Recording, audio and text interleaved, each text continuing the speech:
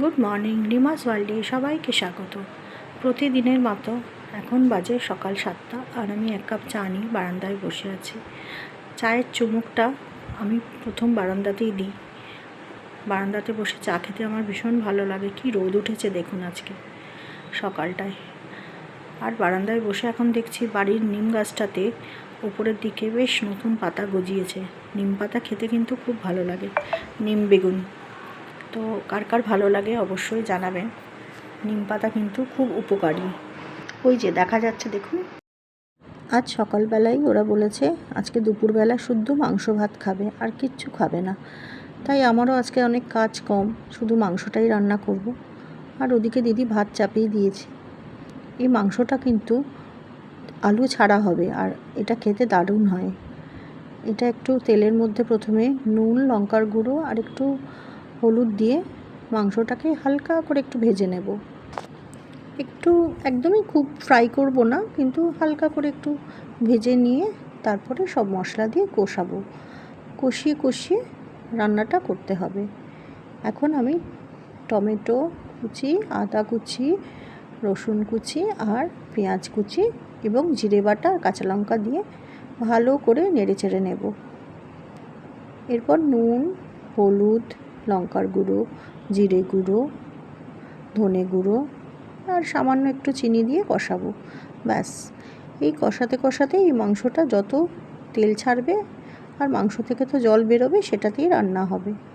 আলাদা করে এটাতে আমি কিছু জল টল দেবো না। এটা খেতে না রুটি আর পরোটা দিয়ে ভীষণ ভালো লাগে। তো যাই হোক, আজকে ওরা এই মাংসটাই খেতে চেয়েছে একদম। তো সেই জন্য আমি বললাম তাহলে আজকে তোদের আলু ছাড়া এই মাংসটাই বানিয়ে দিই, কষা খেয়ে নে। কষাতে কষাতে হয়ে গেছে। আজকে একটু বাগানটায় যাব, চলুন আপনাদের ঘুরিয়ে নিয়ে আসি বাগানটা। এটা ততক্ষণ কষুক, দরজাটা খুলে নি, গেটটা। এই গেটটাতে না তালা দিতে হবে জানেন তো, কারণ কত মেথি শাক আর লাল শাক, পালং শাক, তারপরে লঙ্কা সব তুলে তুলে নিয়ে চলে গেছে কারা। আজকে থেকে তালা দিয়ে দেব। আর আমার কাজের দিদিটা দেখতে পেলেই অনেক দিন ধরেই আমায় বলছে তালা দাও তালা দাও। আমি তো অতটা করছিলাম না, কিন্তু এখন দেখছি তালা দিতেই হবে।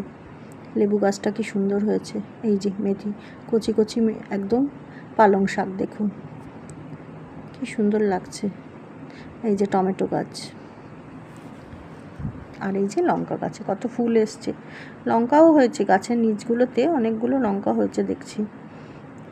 আপনাদেরকে দেখাবো, দেখিয়ে দিই। আজকে দেখালাম তো লঙ্কাগুলো, কিন্তু কালকেই আবার সকালবেলা যখন জল দিতে আসবে তখন দেখবে একটা লঙ্কাও নেই গাছে। সেই জন্য তালা না দিয়ে আর উপায় দেখছি না কিছু। এই যে কুমড়ো গাছ, আবার এদিকেও অনেকগুলো টমেটো গাছ আছে, উচ্ছে গাছ আছে, রজনীগন্ধা আছে, অনেকগুলো লাগানো হয়েছে। এই বর্ষাকালটাতে আসলে এইগুলো সব গাছগুলো আস্তে আস্তে সাইড দিয়ে সরিয়ে দিয়ে ফুলের গাছ লাগিয়ে দেবো সব। এই যে দিদি বসে আছে এখন, আর উনি যত্ন করে, আমি একটু বলে বলে দিই এটা করো সেটা করো, কিন্তু মেন যত্নটাও ইনিই করেন। অনেক বীজ এনে লাগানো হয়েছে, দেখা যাক কি হয়। প্রচুর ধনেপাতাও লাগিয়েছিলাম, কিন্তু ধনেপাতাগুলো না নষ্ট হয়ে গেল কেন জানি না। যাই হোক, আবার ওদিকে মাংসটা চাপানো রয়েছে, একবার দেখে আসি। এই যে লঙ্কাগুলো দেখেছেন, গাছের তলার দিকটাতে অনেক লঙ্কা হয়েছে বড় বড়।